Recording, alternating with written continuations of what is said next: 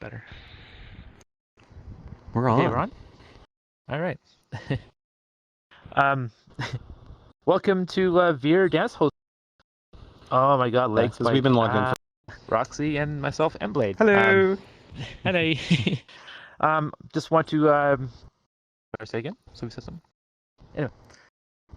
I just want to educate you guys on what you know, tell you a bit about my experiences for the last over a year being in VR and running parties in VR, and I want to tell you guys what I've learned and some things that work well and some things that don't work so well, and hopefully you guys will walk out of here be a little more knowledgeable and how the whole party scene works in VR chat, and you guys can have successful amazing parties where people are walking out of your event saying, wow, this is like great, this feels like, you know, like a real party or a real con or like that, right? That's the end goal, you know, like everybody have a good time, bring people together and just have fun. Like, you know, during this pandemic, you know, we couldn't get out to real life parties, you know, events, and back then I was like, well, I guess I gotta start a Friday night thing, you know, and I would start just running YouTube videos and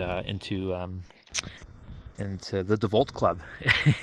I had like a whole playlist just in a text file, and I would just like copy them and just paste them into the bar and hit enter. 3, 4, or 5 minute songs, you know, just one after the other, and everybody's just hopping, and it's just a good time, you know. And we were all lagging each other out because Devolt is, you know, isn't really like more than 15 people. So, you know, I started, yeah.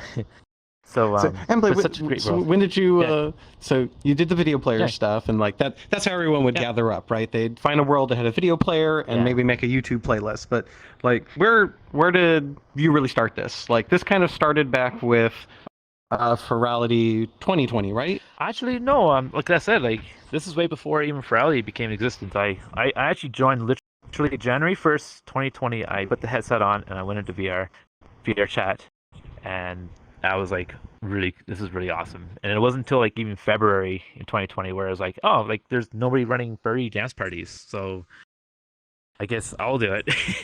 My experience before that was I actually staff at my local FurCon, Furray, and I do the light show for Furray. So I have actually own stage lights and console. Well, not console. It's basically a MIDI controller on a computer. So some VJs will cringe at that, but hey, it works. You know, it works. It's not like I don't spend $10,000 on a console. So anyway, I do the light show and a lot of theming for Furray here in Edmonton, Alberta, and I just work the whole weekend. Anyway, so I really love parties. I love music. I love seeing people dance and just getting moving, and not so much dancing myself. You know, like I'm not, you know, like when I'm in full suit. So I have like, if you guys know me, I have a white fursuit with LEDs in it, and I can react to people or music, you know, and I love going to raves. Every con I go to, they usually have to kick me out at the end of the night, you know, because I'm there for so long, right? I just love music and just dancing and being with people. So when I got into VR chat and I saw a lack of planned, organized furry dance events, and these beautiful club worlds have video players, you know, it's like, wow, let's do this, right? It's so exciting. And so I started off in the Vault, and then I eventually discovered live streaming. And a lot of my friends who are DJs, like local, like Jake Tiggy and Alexi, and like Rowdy and Chris Devious, and a lot of them are actually playing here at this event this weekend. So, like, you'll see Demonic Beats. He's one of my really good, close local friends. He's actually the reason why I was in VR, because he basically gave me an Oculus CV1. So I'll try to stay on topic. I'm always so I started live streaming. I found worlds that can accept live stream URLs. I'm like, whoa, we can actually do this live, you know. So it was like, discovery, you know. And then so I started doing like live parties, getting DJs and organizing them and restreaming them through it's my one VR computer, you know, and and Roxy can attest, like, you know, I've just captured their window and just put it into, I used to pick on him all the time for restreaming. He's learning me how to better stream. Yeah, that's where Roxy came in. So It was like, we've got to lower the latency. We can't restream everything all the time. It's like, by the time you wave at the camera and you see yourself react on the screen, it's like, what, minute and a half, 2 minutes later at worst. It's like, we got to bring that number down. Yeah, the latency. Yeah, I don't really care about latency. I was like, I'm happy that it works, you know. And then he's like, let's make it work better. So, So then anyway, so I was doing it for a little while, and then in Telegram I saw this guy going, "Hey, I'm starting a convention called Furality," and it was Dalton, and I was like, "Well, hey, you know, I've been doing this for a couple months. You know, and you need somebody who can coordinate DJs and run a party for you. You know, like a little more official." And he's like, "Yeah, let's go." So I'm like, "All right." And that's how I met Dalton. I just saw him, like he started the whole Furality project way back. I can't remember how early it was, like maybe March even, or even maybe April of 2020. And then you know, we got a world together for the first Furality online experience, like FOX, and yeah, we had a good time. I think we had like 8 hours a day of DJs for that. It like that. Must have been around that. Yeah. Maybe less. Maybe like that was. Anyway, we had a good time. Yeah. And that was my first VR experience too. I had just gotten my headset, so that was yeah, it was your first. That's where we met. Yeah, where Roxy and I met, and yeah, we had a good time. Met a lot of good people. It wouldn't be until what, like half a year later, where I even like got involved with the tail-based stuff. Yeah, yeah, for a tail-based. So, so after the first Furality finished, and there's so many people interested in dancing, and up to the first Furality, it was just my Friday night thing. I didn't have no Discord. I had nothing. I was just like friends list and just invite people as I made a world. And it's just one instance, you know. And I wanted to get a little more official with it. So yeah, literally a week right after Furality, the first Furality in May last year, I created Tailbase, which is a furry dance hosting community. I didn't want to make it a job. I was very adamant. I don't want to job because I don't want to make it unfun for myself, because then it'll just be, you know, I just want to walk away, right? So I tried my best to organize a Discord server for Tailbase to allow coordinators like Roxy. He's a coordinator, and staff too. He's done a lot of work for Tailbase. He's awesome. And anybody who wants to step up and help out and keep the energy going, I implore, you know, reach out to me later, and we can talk. So yeah, so I created Tailbase, and then I actually dropped a link to it in the Furality Discord, which basically rushed like 500 people right into it. Like, it was like, okay, we got 500 people now. I guess it's not one instance anymore. So yeah, so we had a whole instance hosting system. You know, we had like a channel called Active Instance, and we'll take the URL for a Friends Plus. We use all Friends Plus worlds, so people can friends with friends, and we just put one in until it fills up. And then we put another one in, and another, and people can just click on it and invite themselves, you know, or just join off friends. You know, join off me if they're friends with me. You know, that's, I kind of use myself as like a party beacon. So if people see me online and I'm in a dance world, they usually go, "Oh, okay, a party's happening. You know, let's go." So and on that same subject, further on in time, I created the Tailbase VR chat bot, where I basically put a little sign above its head saying, "Hey, friend me, want to come to the next party?" And a bot just stands in the instance I want people to go to. So it's kind of like crowd control. So if one instance gets too full, then I will move it to an empty instance, and people just join off it, and they'll start filling up, and another party's happening, and then their friends start, you know, it's kind of seeding a party. Your friends joins off friends, and you know. And that's like that's the whole concept of this, like in wide, basically. Like we're gonna. Yeah. We'll be able to discuss like a little bit more details. Like, so this is just kind of like the skeleton of how Tailbase got started, how mBlade got it all going, and then the process he went through, being like, all right, we need to find DJs. We've got DJs. Now we need coordinators. Now we need to host worlds.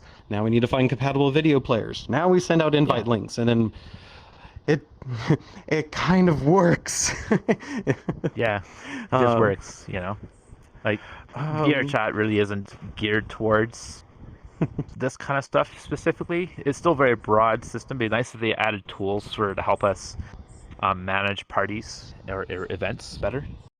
Crossing fingers that now there's the VR chat plus, you know, more feedback to them. It's like, come on, future VR chat. Like this has been a good trip for them now. We should have a voice, you know. But that's another fact. But yeah, it'd be great if you had some more tools to help manage events instead of just, you know, having to do it through Discord. yeah. So anyway, yeah. So I just basically talked about. Yeah, I have slides here. This is what's next. Yeah, Tailbase. Yay.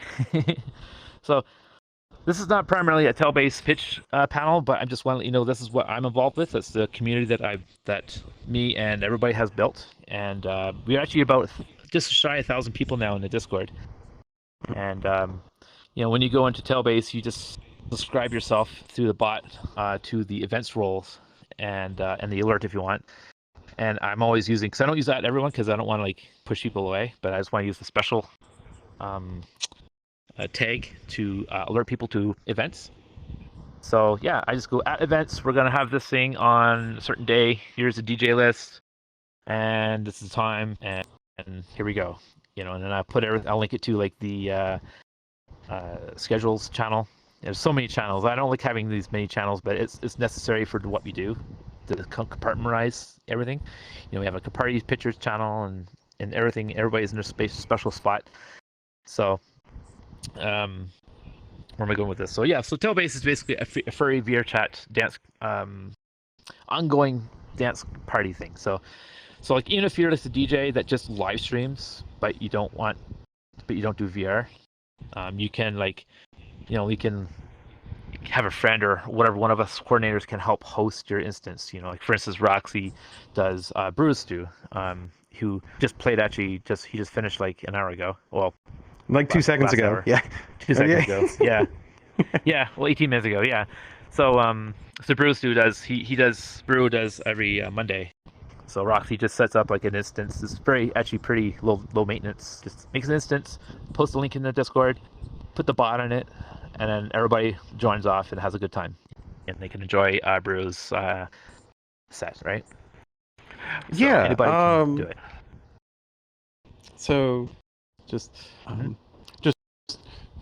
I know what can swing us back around. So we've got the Tailbase set up, right? So Discord communities, that's its whole own thing. I've got a little bit of a background with like IT and networking, and that's kind of how I got into this. Yes. I've also got a little bit of some history with like video production stuff and whatnot in a previous life. I actually used to be a Final Cut Pro instructor for a time, so I've always had like a little bit of like a video editing bug, and that's I'm a video tech. So I'm kind of like the unofficial Tailbase. What did I call myself the other day? The streaming tech evangelist. Streaming tech, yeah. and so yeah, so I really just started kind of like I've been going to the Tailbase events, and then I think you kind of like opened up and let a bunch of people know like, hey, we're looking for some more coordinators so we could like host some more worlds and stuff, or if you've got some ideas for other DJ friends, grab them, let's do this. And so I signed up as a coordinator late last year. Had lots of fun, and then I started like bringing in some cool stream tech and techniques, not just restreaming from Twitch. We'll talk about those in a little bit. And then earlier this year, I was actually promoted up to a staff level, so I get to see some more of the behind the scenes workings, and that was fun. Yeah, he's been around long enough. I'm like, oh, he's very eager to help out. I was like, here's staff, have at it. Fix the Discord. Start reorganizing it. That is on a to-do list. Is start cleaning some of that add up. Yeah. Uh-oh. Oh. Hello. Uh-oh. Someone's batteries might have died. Yeah, probably. But yeah, how about we get into different methods of streaming? Different methods. Can I just scroll? Oh, there we go. Over your toolkit, would you please? Streaming. Me. Oh, he just sat down. Come over here, Roxy. We'll feast her fire. Whoops. Yeah, so different methods of streaming. Pardon? So, so even go back before that. If you want to run a party, like it doesn't have to be as crazy over the top like we do here at Furality or even with Tailbase. You can, if you just want to make your own party, literally just it's the experience of VR chat. You go along and you make friends, and you just go to a club world, play music you like, and start joining them, right? And and you can just start a party, and that's how it all starts, And then, and play your own music, do what you got to do. If you want to start live streaming and crowd camming and getting more people involved and trying to, have your own Twitch channel. I guess more on that later. Or we can talk about that now, actually, about Twitch, right? So there's multiple streaming platforms. So the first thing is obviously YouTube URLs, right? But that's fine. The second one, if you're gonna start live streaming, there's a few different methods you can go. The first one is using Twitch. I guess this is all your department. So if you want to, I don't want to take your knowledge base. Yeah, so we can kind of about stuff. Yeah, so what mBlade was going over was just like the simple method of like streaming, kind of like having a party. Is just like, right, grab your friends, start a world that has like a video player that works with YouTube, and like make a playlist, and everybody should be seeing it in sync. Getting a little more advanced, we'd have like the Twitch method. So somebody is going to be streaming on Twitch Live, right? And you'd like to actually use that as like what gets shared to everybody in stream. So, in the VR chat room with you. So what you can actually do is like, instead of using a YouTube playlist, you can broadcast music to Twitch. Whether more than likely you're probably like, you're trying to play some music or get like a DJ friend to play. So have them stream to Twitch. Now, in general, Twitch has a latency of like 8 to 10 seconds. So expect like 8 to 10 seconds of delay to actually like, see it inside of VR chat. But sometimes you've got to add a little bit of extra. We've sometimes seen like, even if you're just trying to play a Twitch stream, it could be like 30 seconds of delay. But if you're just trying to play music, delay isn't the big thing. I know we bring up delay a bunch, but it's mostly because we got really into doing the whole crowd cam thing, and the faster we can, the lower the latency between the DJ and the crowd and the actual live stream, the better. It kind of just enhances the experience, because the DJ gets to see everybody's reactions, and everybody gets to see their reactions to themselves. So, it's all like an endless feedback loop of serotonin, right? Mm-hmm. So that's the Twitch method. An even more advanced method, which it costs a few bucks, but it's heck of a lot of fun. So we came across a service called VRCDN. Which is done by Jazzy Senpai. She's an awesome DJ as well, by the way. Senpai Wubs with a Z. I love her. If you want to get some happy hardcore going on, like, she's got it. So she and her team created basically a content delivery network. That's what the CDN stands for. If you instead of when you want to go stream, you set up your OBS, and a lot of people, what you do is you point it to your Twitch account. In this case, you would point it to VRCDN. No other real changes have to be made. They do have some bitrate constraints. Like right now, I think it's 720p for resolution, and it just got upped to 3,500 kilobits per second. Really? So it looks really good, and 30 frames a second. And what's really cool about it is like it's super low latency. If you've got a world and a video player that supports it, we're talking sub 1 second possible, and so it's just kind of like, it's really cool, and they're continuously working on it. So I'm a big fan. Hexagon Jack, if you're watching right now, yes, I've said VRCDN 100 times already. I know. But yeah, it's and one of the features of it is actually like maybe you want to use both. Can you? VRCDN gives you a Twitch forwarding feature. You plug in a live the stream key for that Twitch account. As soon as you start pushing your OBS to VRCDN, it'll also auto forward the stream to Twitch, so you can have it in both places. So that way, if like, okay, maybe the low latency isn't working in VR chat, that's okay. You could still switch to Twitch. What we really like about being able to do that, though, have it in both places, is we get to have low latency in VR chat while having everybody else can just watch normally on Twitch still. So everything. Usually the way I do it, everything, the stream is the same in both places. When mBlade gets really fancy and he's doing a show in the Tailbase Cave, the streams are a little bit different. He's got a pretty wild setup. Yeah, the video streams are all broken up and they're all over the place. We have like 6 screens to put different content in. Yeah. There we go. You can do fun things like that. And yeah, if you just Google for VRCDN, you'll find it real quick. It's got a Patreon thing. They've got a Discord, so you can ask questions and whatnot. Yeah, but it's about yeah, $10 a month, whatever. But I think it's worth it for what we do. For something like me. It took me a while to get him to try it, and then like what's really funny was I had found a way to make Tail-Based Cave finally got an update, not just handful of weeks ago, and so we hadn't updated the video player in a long time. And I had found a workaround using VRCDN to make it like work again. And of course, the night I bring in mBlade to like test run it, like, dude, I got it working. There's a maintenance window that I did not know about, and it's like, oh no. It's like, and so he's like, I'm not impressed yet. Great now. I was like, it worked. It's amazing. I actually like using VRCDN because when I go live, I know it's going straight to the world. It doesn't go to a web page like Twitch, and I won't be pinging like all the subscribers just for testing. Like I can just fire it up and be like, oh okay, I can just mess around the world while nobody's around, map the lights or see what light shows work. I don't have to. It's nice to be able to have that kind of freedom. So that's basically like that's your basic methods. Just find a video player, do a YouTube playlist, use Twitch, and plug that into your player. Or do something a little more advanced like VRCDN. A little more purpose built. Yeah. Now let me explain real quick how Furality is working right now, because this is quite interesting. So how Furality is set up, where do I start? Oh my gosh. Okay, so you guys are all obviously being in the club world. You see how amazing it is with a light show, right? Well, that light show has 66 pixels of data being sent to it over live stream, and the world is reacting to those pixels.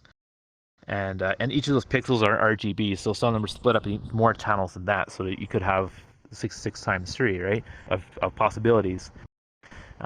So we got that. So what's being pushed to the world is actually a screen map. So say like you're looking at, let me get closer to my window or whatever. So like say you got your 16:9 window, right? So the top right is actually a smaller 16:9, which is the big screen, and then the bottom corner where the space, you got two smaller 16:9s just fit in perfect, and those are, so the left one is for the crowd cam, and the middle one is for DJ whatever wildcard kind of screen, and then the bottom right corner is where the magic happens, is where you have data for the banner. You've got the gobos that appear on the floor. That's where they are, and you got and then the bottom, that's where all the pixels are at. So it's a really cool system that we've developed between. Yeah, and those are the colors that match on our shaders, right? Yeah, wraps in and all our world builders like Iva and NATO and Texasar, all these guys like CN Lord, like they're amazing at their doing how they make the show works with us. And literally as we speak right now, our VJ Rapson, all the way from Australia, is live streaming to the club world and running the light show with he's actually a professional VJ artist. So he's running the show straight to the world. So how the network connections work is he's broadcasting to our VM, a virtual machine, and the virtual machine picks up his stream, and I won't get too much detail. It picks up in OBS, and then that OBS also picks up my stream coming from my live stream dedicated computer. That's also ingesting all my crowdcam people's streams. So like Roxy, for instance, was crowdcamming last night a bit, and today as well. And he was streaming his VRChat view with the camera, and it'll come into my machine, and I'll blend it. It goes out, goes to the VM, goes into the bottom left window, and then that machine broadcasts it only to the world. And in the world, it gets broken up into different places throughout the world. And that's exactly how that works. Like the DJ, the top right corner is the DJ, and that gets Luma keyed. That's why you can see a DJ in the booth, and he looks like he's actually there, but it's just a Luma key on a flat plane. So it makes it look like he's actually there, which is exactly what we wanted, and it looks amazing. I'm so happy with it. And I've been loving the hologram. And meanwhile, my right stream computer is broadcasting to the website, which is also being picked up to the world, right? So the world can put it in, and then I'm capturing the audio directly from the world. From the live stream path into my computer, and I blend that together and put it out. Nothing's in sync at all. It's probably a minute or so off, but it's better than nothing. People can still hear audio and see people having fun, and that's the important bit. We're actually recording everybody's feed. We're actually gonna like slam it all together and line it up real nice, and it'll be, for the most part, in sync for our final uploads.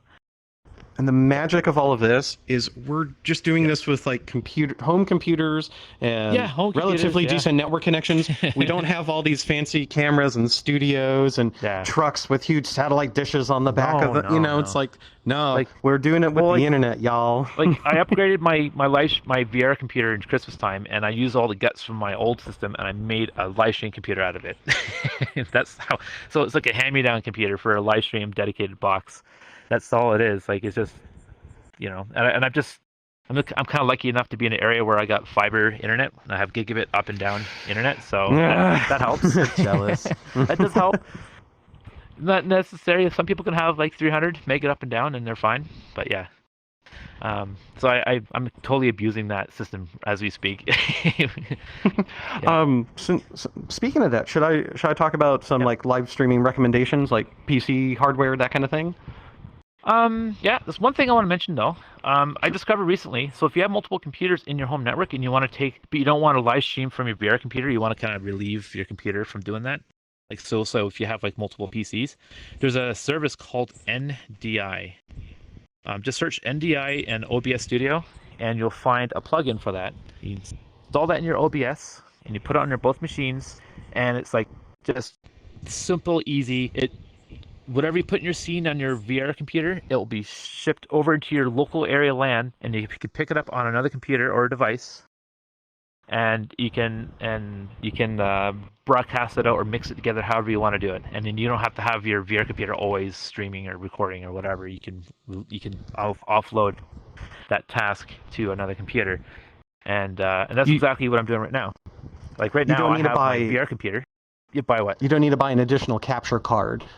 No capture card. No capture card at all. You just use NDI, and it's really weird. It's kind of weird how it works because it's in your tool drop down menu when you put it in, and you go click on NDI, and it has a little checkbox, and you just give it a name. You call it like for me it's called mBlade PC, and you check it on, hit OK, and that's it. Now it's broadcasting. It doesn't say anywhere else it's broadcasting. It's just there. You just check that box, and it's going.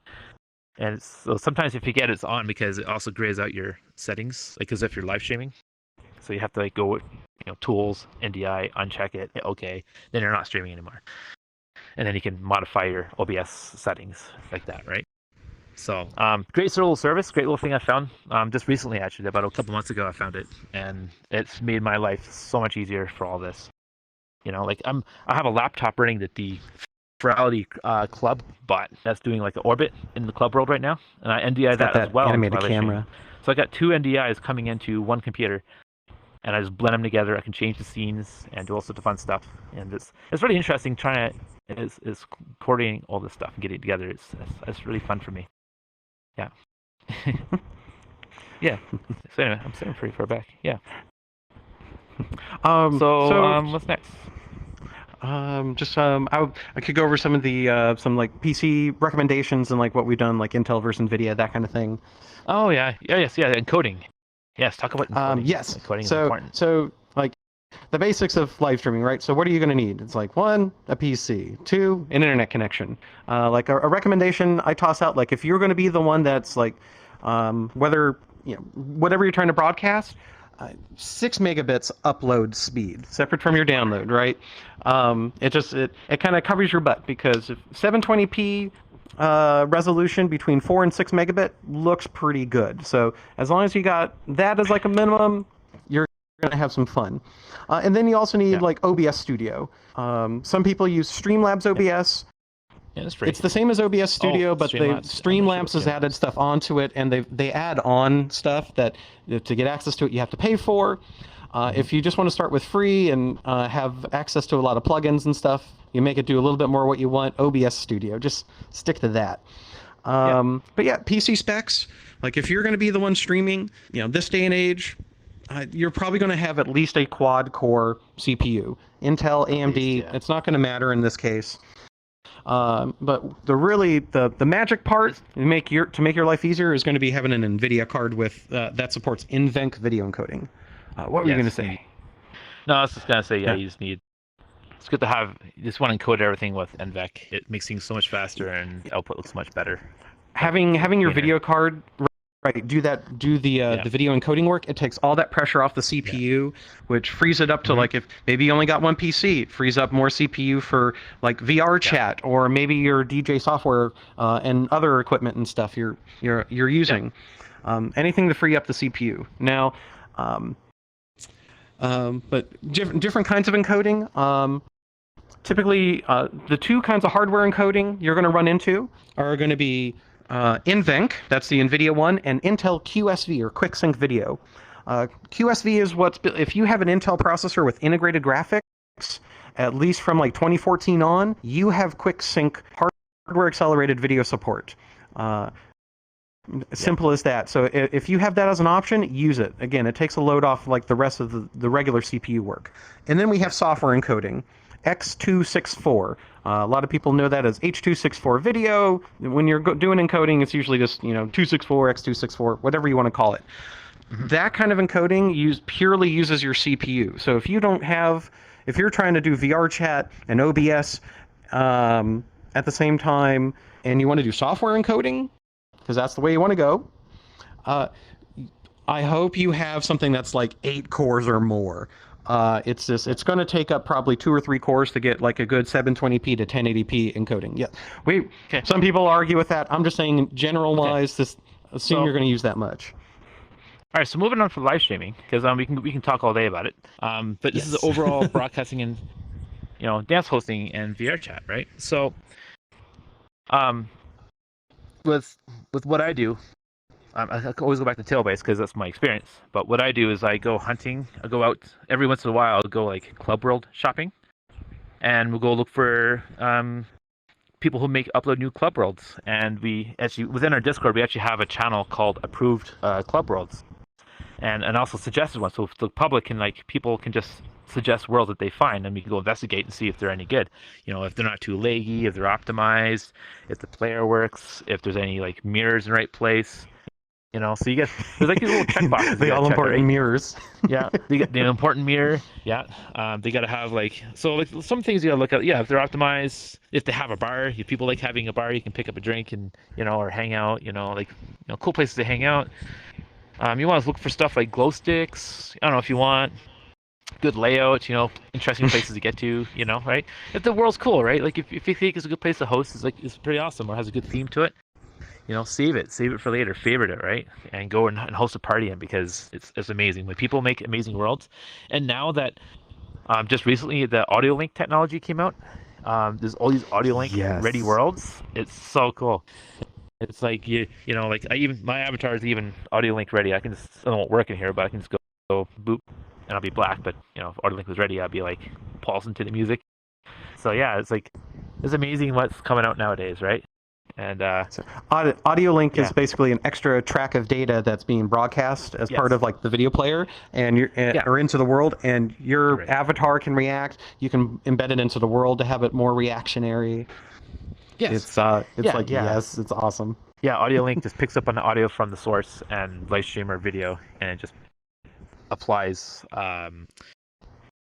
There's a term in audio processing called FFT, fast Fourier transform. It's basically what the world is doing. It's breaking down the audio waveform and giving you magnitudes of frequency. So, like, say your 70 hertz, 70 to 100 hertz is about your hit, your kick.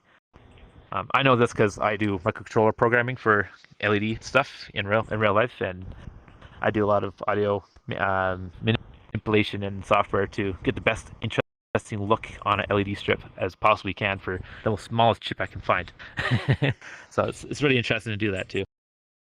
But yeah, audio link is cool. Any other kind of worlds you find that can do the player. So things to look for when you're testing a world. I just want to tell you this now. If you go in and everything looks okay, I just go to like Monstercat, like Twitch Monstercat, because it's 24/7, and you just pop that in there and see if it works, right? If it works, cool. Now invite people, ask them if it auto plays them. Some worlds break when people join after the fact, and the stream doesn't autoplay for them, and you gotta sit there all day long hitting that resync button or tell them to go resync, and it's just a huge pain. There's a lot of worlds that are still like that today, and they're not being updated. And people come in and they can't hear, or it's glitching, or something is really bad because it has an old version of a player baked into it. So just watch out for that. Yeah. Test. Yes, test. Test your worlds out when you find them, when you want to run a party, and you're doing that. So other things to consider, I guess, when you talk about the people, right? Because you want to have people in, you want to invite your people in. If you people always worry about, oh, well, what about we're gonna get crashers, or what if somebody steals my avatar, or whatever, right? When it does happen, this is why we run Friends Plus instances. We should have faith that everybody has friended good people, and they can join up each other, and nothing bad happens. I can tell you right now, for the I guess a year and a half now of me doing parties and inviting people, I only had 2 instances where I had a minor issue. Okay, maybe 2. Yeah, 2 to 3 instances over a year and a half of where there's one where I had a bunch of people who shall not remain nameless, or who they are, but they were in there and they're complaining about hating being in there, and they're making fun of the furries and everything, and they had clients, and I went to go kick them. I'm like, okay, guys, you're not welcome here. And I'll go kick them. And they had clients, so I couldn't kick them, and just notify them saying I tried to kick them. I'm like, well, okay then. So I turned around to the world host, and I'm like, hit the stop button now. He's like, really? I'm like, yeah. Hit the stop button. He hit the stop button. It's like a record player on a cliche, music stop in a movie, right? Yeah, it said stop. Music stopped. And I'm like, okay, everybody, go back to Discord. I'm gonna rehash this instance, and I went and made a whole new instance, and I posted it, and everybody, within 5 minutes, we were back up and running. Those guys were in an empty instance, and we were in a brand new one, and they never came back. So, that's like worst case scenario, right? Lagging out. Okay, so the only other instance I had was actually some crasher somehow got into a Tailbase event like a couple weeks ago. Yeah, 2 or 3 weeks ago during our 1-year anniversary. Oh, yeah, that was weird. Was that one? I don't know how somebody got into that, but honestly, if I was hell-bent determined to ruin a party, I mean, it'd be not that hard. Just join the Discord. You can see the links, but nobody really does it because nobody cares. we experienced that once with a Burutatsu party a while back. Yeah. I kind of mentioned this to you. You were away temporarily. Basically just someone like everybody normal that was like normal Tailbase Discord people were there.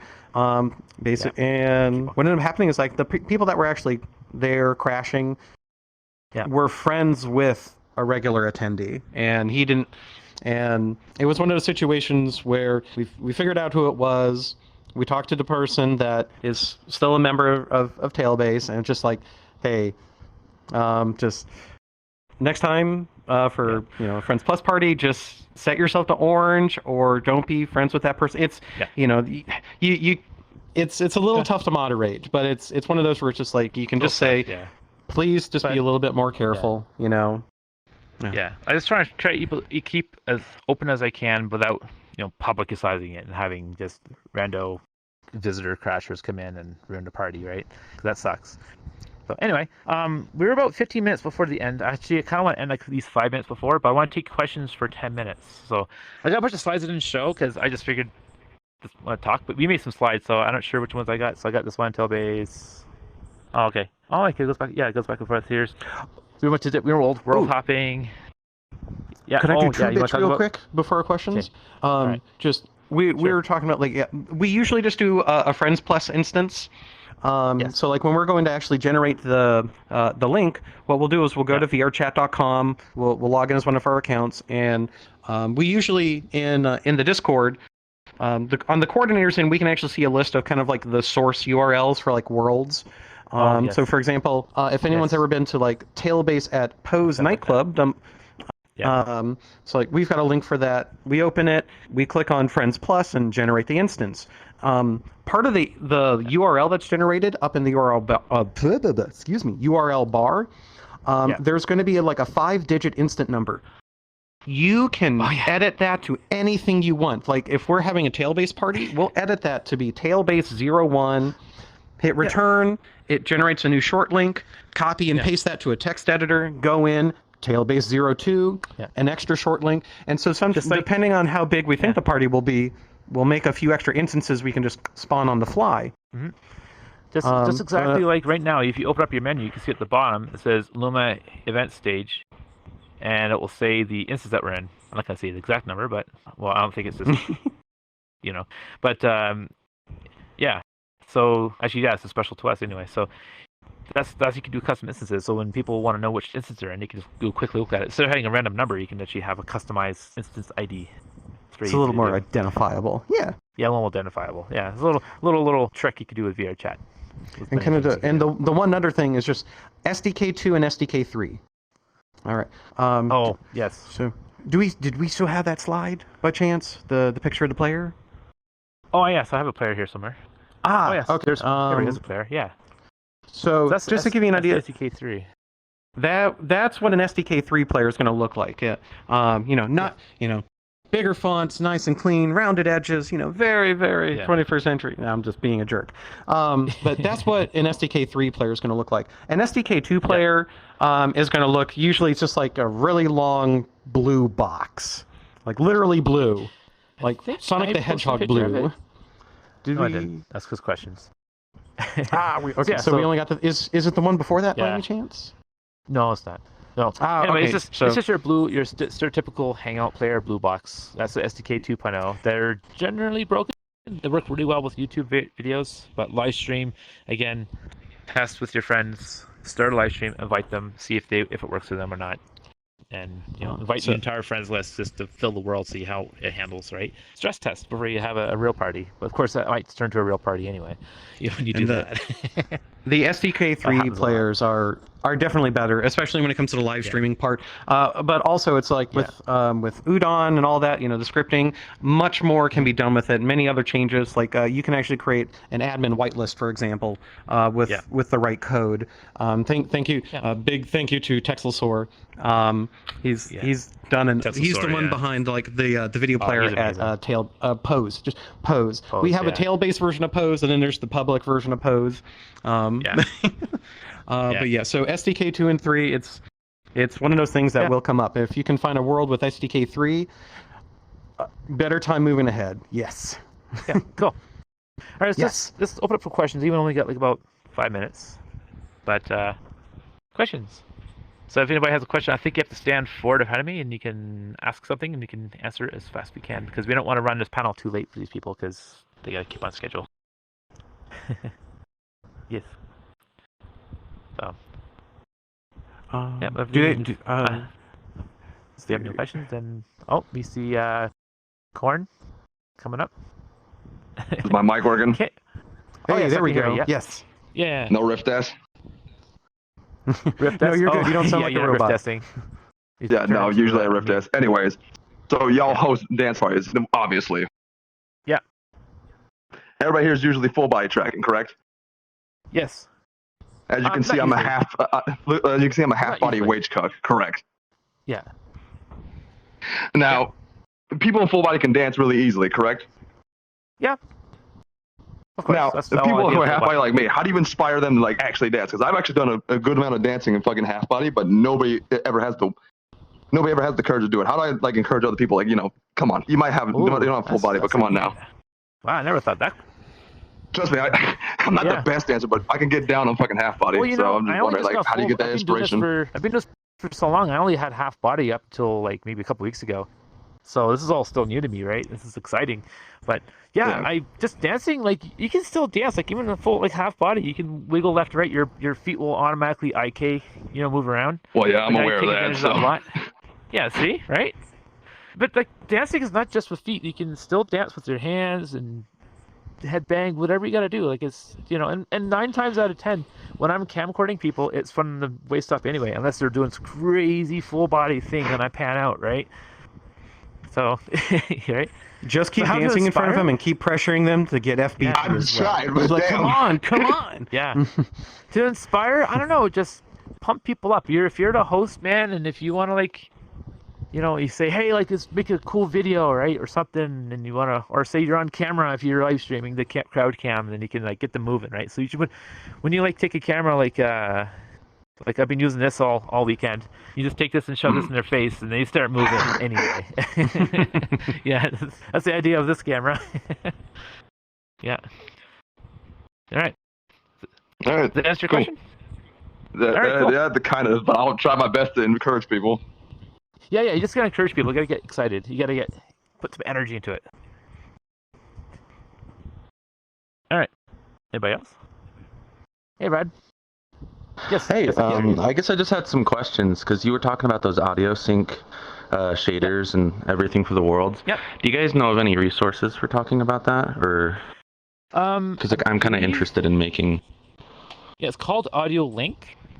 Audio Link? Audio Yeah, sorry. Link. Yeah, it's actually built into the Porimori, the latest Porimori Pro shader. So if you have those assets, or if you're subscribed to their Patreon or whatever their system is, you can use it. Poyomi Discord? Porimori Discord, yeah. So within Porimori, there's actually like an actual whole section to Audio Link that people have been using. Okay, So that's cool. how you get and it. then, Yeah. Awesome. Thank you. No worries. Anybody else? I would say, like, if anyone had more questions, also, like, once the panel's over and everything, hit us up at Tailbase. We're always open to questions, trying to help out when nothing crazy's going on or in the middle of an event. Yeah. But also, it's like part of the Discord community is like lots of other people do this too. And so posting a question in general or in the right channel, there's definitely lots of other people. Like I know Texelsaur and several of his friends, like the folks that did Pose, hang out on Tailbase as well, and can post a question there. They might be able to respond or link you to one of their Discords that has more resources as well. Don't stop in one place. Yeah. That's the great thing about Discords, is they have channels for all sorts of resources you can just go through and pick up on stuff. It seems chaotic, but if you just sit there and read through it all, look at the pinned messages, especially the pins. They're hard to miss.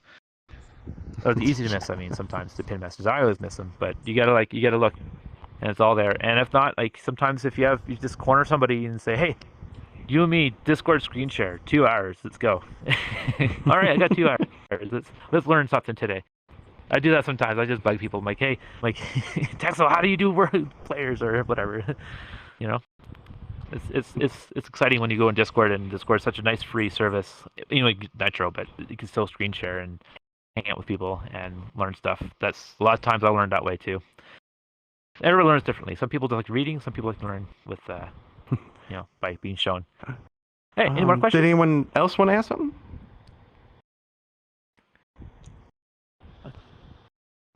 No. Well, we ready to get back to dancing? Yeah, we're gonna get back into the club. And if you guys actually want to hang out or talk to me or whatever, I usually don't broadcast which instance I'm in, but I will answer if anybody asks me. So I just, like, somebody just PMs me in Discord or whatever, like, what instance you're in? I'm like, oh, I'm in blah blah blah, and away we go. And then some of the instance gets full, or it's already full, or usually it's full because I'm in there and I'm trying to get as much crowd as I can. Everyone starts getting the whispers. Where's the cameras? Where's the camera? Where's the camera? Yeah, I used to broadcast the numbers, but the instances just get crazy. So it's like, we just try to find the people in, and eventually they get crazy because the word gets out. And yeah. And then if anyone is ever, by the way, looking for some help with, like, OBS, if they're not sure about their settings, or if they've got, like, software encoding, hardware encoding, hit me up on the Tailbase Discord. I'll try to do a screen share with you. See if there's anything on your PC you're not taking advantage of to make your stream better. Do I have that one of these slides that shows the Tailbase thing? We keep talking about Tailbase, but Tailbase. There you go. Well, you can see the letters. It's TSBASS. So if you just go to tailbase.com, we have all our social and a Discord linked on that website if you want to get involved and be part of the party. you can come check it out.